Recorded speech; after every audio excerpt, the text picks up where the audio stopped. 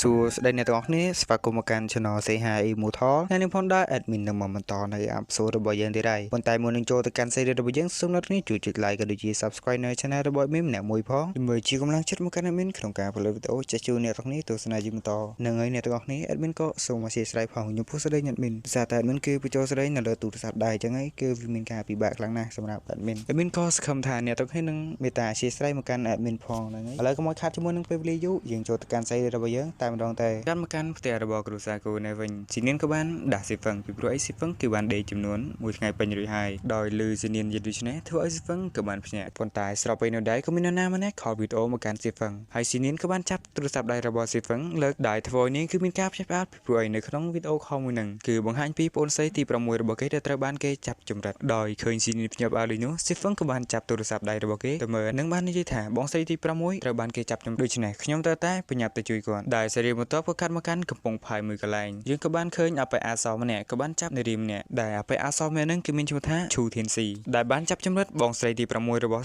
ស៊ីហ្វឹងដែលបងស្រីទី6របស់ស៊ីហ្វឹងគឺមានឈ្មោះថាស៊ីនវ៉ាន់អើដែលមានគឺសុំហៅនាងថាវ៉ាន់អើហើយអបិធានស៊ីហ្នឹងក៏បាននិយាយថាតើនាងកំពុងតែធ្វើពុតជាស្លាប់មែនទេមើលទៅកាន់រូបរាងរបស់នាងទៅពិតជាគួរចាប់អារម្មណ៍ខ្លាំងណាស់ហើយគ្រូសាធំៗទាំងនោះក៏បានចំណាយប្រាក់មកកាន់ខ្ញុំដើម្បីខ្ញុំចាប់នាងទាំងរស់ដូច្នេះនាងក៏តែជាមនុស្សដែលបានរៀនជំនាញមួយក្នុងជំនាញពិសេសទាំង7បើសិនជាខ្ញុំចាប់កូនសិស្សរបស់នាងទាំងអស់ដើម្បីគេនិយាយប្រាប់អំពីក្បួនរៀនវិជ្ជាមួយនេះហើយនៅពីនោះវាពិតជាល្អខ្លាំងណាស់សម្រាប់ខ្ញុំហើយគេក៏បាននិយាយបន្ថែមទៀតថាខ្ញុំនឹងភ្លក់នាងម្ដងទៀតនៅចំពោះមុខរបស់គេចាំមើលថាគេមានអារម្មណ៍បែបណាទៅនៅពេលដែលបានឃើញទស្សនវិជ្ជាមួយនេះប៉ុន្តែនៅរំពេចនោះផងដែរវ៉ាន់អើក៏បានភ្ញាក់ដែលធ្វើឲ្យអាប៉ែហ្នឹងគឺមានការភ្ញាក់ផ្អើលយ៉ាងខ្លាំងហើយនាងក៏បាននិយាយថាបើសិនជាឯងហ៊ានប៉ះស៊ីហ្វឹងឯងនឹងស្លាប់ដោយអនាយធមដោយឃើញវ៉ាន់អើនេះដូច្នោះអាប៉ែហ្នឹងក៏បាននិយាយថាខ្ញុំពិតជាស្មានមិនខុសមែនអ្នកពិតជាមានទំនាក់ទំនងពិសេសជាមួយនឹងអាក្មេងម្នាក់នោះពិតមែនដោយសារតែបែបនេះមែនទេទើបនាងខ្វល់ពីអាក្មេងប្រុសម្នាក់នឹងខ្លាំងម្ល៉េះហើយខ្ញុំក៏នឹងភ្លក់នាងនៅចំពោះមុខគេបន្ទាប់មកខ្ញុំនឹងសម្លាប់គេតាមក្រោយដោយលឺពេលហ្នឹងយីដូច្នោះធ្វើឲ្យវ៉ាន់អើក៏បានខឹងនឹងបាននិយាយថាឈូធានស៊ីអញពិតជាអាក្រក់ខ្លាំងណាស់អញមិនសមជាមនុស្សនោះទេកាន់មកកាន់អបិសេលីនៅវិញគេកំពុងតែអង្គុយមើលផ្ទៃសាកលនឹងបាននិយាយថាខ្ញុំខុសដែរឬទេដែលខ្ញុំបានប្រើប្រាស់បងស្រីទី6របស់គេដើម្បីធ្វើជានុយដើម្បីតាក់ទាញគេមកកាន់ទីនេះប៉ុន្តែទោះបីជាយ៉ាងណាក៏ដោយខ្ញុំត្រូវតែសម្លាប់ស៊ីហ្វឹងឲ្យបានប៉ុន្តែបើសិនជាស៊ីហ្វឹងស្លាប់តាមនោះជុំវិញស៊ីហ្វឹងនឹងសងសឹកខ្ញុំដែរឬទេ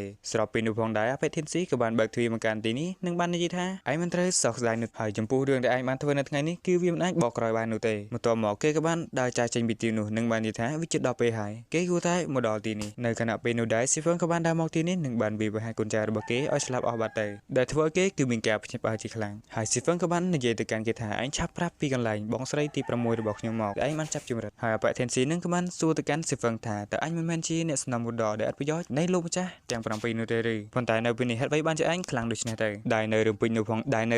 ងដែរព្រោះអាខ្មាក៏បានលេចមកពីក្រោយខ្នងគេនឹងបាននិយាយថាឯងមិនស្គាល់ពីអត្តសញ្ញាណរបស់លោកម្ចាស់វ័យក្មេងរបស់ខ្ញុំទេឬឯងពិតជាល្ងងខ្លាំងណាស់ហេតុអ្វីបានជាឯងហ៊ានបង្ករឿងជាមួយគាត់ទេឯងប្រហែលជាមិនចង់រស់ទេមើលទៅបន្ទាប់មកអបិធានស៊ីនឹងក៏បានសួរទៅកាន់ព្រោះអាខ្មៅថាតើអត្តសញ្ញាណពិតរបស់អាក្មេងប្រុសម្នាក់នេះគឺជានរណាទៅហើយបន្ទាប់មកព្រោះអាខ្មៅនឹងក៏បានប្រើប្រាស់ធម្មពលចាប់អបិធានស៊ីនឹងបាននិយាយថាតើឯងចង់ដឹងពីអត្តសញ្ញាណរបស់គាត់ដែរឬទេដូច្នេះហើយខ្ញុំនឹងប្រាប់ឯងប៉ុន្តែក្រោយពីឯងបានដឹងហើយឯងនឹងត្រូវបានស្លាប់ដូច្នេះខ្ញុំនឹងប្រាប់ឯងថាគាត់គឺមាននាមត្រកូលឌីនៅក្នុងចំណោមត្រកូលអឌីរីនៅក្នុងទីក្រុងគេក៏បានចាប់កាច់កអបិនឹងឲ្យទៅបើកលុយមុនទៅនៅខណៈពេលនោះផងដែរអបិសេលីនឹងក៏បានដើរមកកាន់ទីនេះហើយនឹងបានស្រែកថាមានឃាតករហើយបន្ទាប់មកក៏ត្រូវបានព្រោះអាខ្មានឹងគឺបានបោះគេចូលទៅក្នុងទឹកហើយស្រីរៀងមកទៅក៏កាត់មកកាន់ស៊ីហ្វឹងក៏បានរត់មកជួយបងស្រីរបស់គេនឹងបាននិយាយថាបងស្រីតើបងមានកាត់អីត្រង់ណានោះទេវាពិតជាល្អខ្លាំងណាស់ដែលបងគេមិនកាត់អីគេក៏បានរត់ទៅអបបងស្រីរបស់គេទៅហើយវ៉ាន់អើក៏បាននិយាយទៅកាន់ស៊ីហ្វឹងថាបងក៏ខានឃើញឯងយូរហើយឯងពិតជាសង្ហាខ្លាំងណាស់កាត់មកកាន់រោងសៀននេះវិញក៏មានការផ្ញើផ្អើចំពោះវត្តមានរបស់វ៉ាន់អើដែលនាងក៏ពិតជាសប្បាយចិត្តយ៉ាងខ្លាំងដែលបានឃើញវត្តមានរបស់ប្អូនស្រីរបស់គេដែលយើងមើលមកកាន់ស៊ីហ្វឹងនេះវិញគឺគេគិតតែយំដូចជាកូនក្មេងយ៉ាងចឹងហើយវ៉ាន់អើក៏បាននិយាយទៅកាន់ស៊ីហ្វឹងថាបងពិតជាមិនអីនោះទេអញឈប់យំដូចជាកូនក្មេងទៅហើយជំនាញក៏បាននិយាយទៅកាន់វ៉ាន់អើថាវាពិតជារឿងល្អខ្លាំងណាស់ដែលប្អូនស្រីគឺមិនកាត់អីហើយនៅគណៈពេលនោះផងដែររងសឿក៏បាននិយាយថាពួកអញគិតធ្វើដូចជាកូនក្មេងយ៉ាងចឹង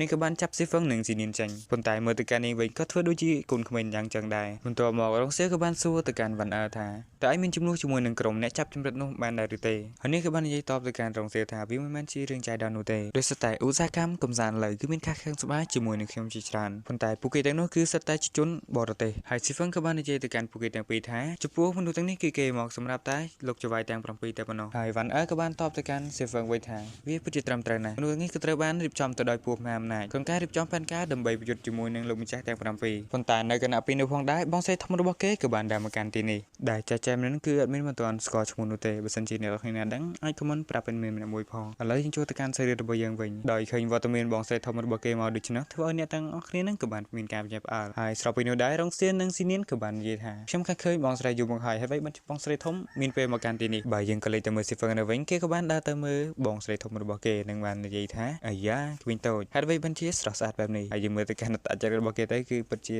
កក្លឿនមែនតើដែលធ្វើឲ្យបងស្រីធំរបស់គេគឺបានដាក់គេមួយដៃហើយចាក់ក្បួយឲ្យគេនឹងបាននិយាយថាហេតុអ្វីបានជាឯងមិនមកជួបបងស្រីបន្ទាប់ពីឯងបានចូលពីលើភ្នំអញ្ចឹងហើយគេក៏បាននិយាយតបទៅកាន់បងស្រីធំរបស់គេវិញថាខ្ញុំមិនហ៊ានរំខានបងស្រីទេដោយសារតែខ្ញុំនឹងថាបងស្រីគឺមានការរបួសខ្លាំងណាស់ចំណែកឯអ្នកទាំងពីរនេះវិញក៏បាននិយាយទៅកាន់បងស្រីធំបងស្រីឆាប់ដោះលែងStephenទៅStephenឡើយនេះគឺកំពុងតែមានរបួសផងបន្ទាប់មក Van Er ក៏បាននិយាយសួរទៅកាន់បងស្រីធំរបស់គេថាតើបងស្រីធំមានពេលមកជួបខ្ញុំដោយរបៀបណាទៅហើយបងស្រីធំរបស់គេក៏បាននិយាយទៅកាន់ Van Er វិញថាចំពោះការចាប់ចម្រិតរបស់អញគឺមានការតាក់ទងទៅនឹងកងកម្លាំងនៅក្រៅប្រទេសដូច្នេះបងស្រីមកទីនេះគឺដើម្បីស៊ើបអង្កេតដោយខ្លួនឯងហើយបន្ទាប់មកនេះក៏បានសួរទៅកាន់ Stephen ថាតើអញគួរតែប្រាប់បងស្រីដែរឬទេថាអញតាក់ទងជាមួយនឹងបុរសអាវខ្មៅម្នាក់នឹងដោយរបៀបណាហើយបងស្រីក៏ចង់ដឹងណាស់ថាគេគឺជានរណាទៅដែលមានអំណាចខ្លាំងក្លាបែបនេះឬមួយក៏ឯងគឺជាចារកម្មនៅបរទេសមែនទេដោយឃើញបងស្រីធំសួរទៅកាន់ Stephen ដូច្នោះធ្វើឲ្យរងសៀក៏បាននិយាយតបទៅកាន់បងស្រីធំរបស់គេថាបងស្រីធំ Stephen ក៏បានដើរតាមលោកគ្រូនៅលើភ្នំសូមបងស្រីកុំយល់ច្រឡំទៅកាន់ Stephen អីហើយ Van Er ក៏បាននិយាយបន្ថែមទៀតថា Stephen អញឆាប់បញ្យល់ទៅកាន់បងស្រីធំទៅបន្ទាប់មក Stephen ក៏បាននិយាយទៅកាន់បងស្រីធំរបស់គេថាបងស្រីធំនេះគឺជារឿងឯកជនរបស់ខ្ញុំហើយនេះក៏បានតបទៅកាន់ Stephen វិញថាក្នុងនាមបងជាបងស្រីដូច្នេះបងត្រូវតែគោរពភាពឯកជនរបស់ឯងប៉ុន្តែក្នុងនាមបងជាអន្តរជាតិនៃប្រទេសចិនគឺបងត្រូវតែសម្លាប់ឯងដែលឮបងស្រីធំនេះដូច្នេះធ្វើឲ្យស៊ីនៀនក៏បាននិយាយទៅកាន់បងស្រីធំវិញថាតើបងឈួតហើយមែនទេហើយបានជាបងចង់សម្លាប់ Stephen យ៉ាងចឹងហើយរងសៀក៏បាននិយាយបន្ថែមទៀតថាបើសិនជាបងស្រីមិនយល់ពីទំនាក់ទំនងរវាងគ្រូនិងសិស្សនោះទេខ្ញុំក៏មិនគួរសមនោះដែរដោយឃើញរងសៀនិយាយការពី Stephen ដូច្នេះនាងក៏បាននិយាយថាអូនស្រីទី2ឯងមិនមែនជាដៃគូរបស់បងនោះដូច្នេះអញក៏មិនរឿងរស់អីហើយនាងក៏បាននិយាយតបទៅកាន់បងស្រីធំរបស់នាងវិញថាទោះបីជា Stephen ខុសឬត្រូវក៏ដោយក៏ប៉ុន្តែខ្ញុំមិនអាចមើល Stephen ស្លាប់ដោយសារស្នាដៃអ្នកដទៃនោះទេហើយនៅគណៈពេលនោះផងដែរបងស្រីធំក៏បានបញ្ចេញធម៌ពលខ្មៅរបស់នាងហើយនៅគណៈពេលនោះផងដែររងសៀក៏បានធ្វើការវាយប្រហារទៅកាន់បងស្រីធំរបស់គេនិងបានប្រាប់ឲ្យ Stephen ឆាប់រត់ទៅបើសិនជាឯងចង់រស់ហើយស្របពេលនោះដែរសេរីរបស់យើងក៏ត្រូវបានកាត់ចប់តែត្រឹមហ្នឹងហើយadminក៏សូមអរគុណចំពោះអ្នកទាំងគ្នាដែលបានទស្សនាវីដេអូរបស់adminតាំងពីដើមរហូតដល់ចប់adminក៏សូមជូនពរឲ្យអ្នកទាំងគ្នាមានសុខភាពល្អគ្រប់គ្នាជួបជាមួយនឹងadminនៅវីដេអូក្រោយៗទៀតadminក៏សូមជម្រាបលាបាយបាយ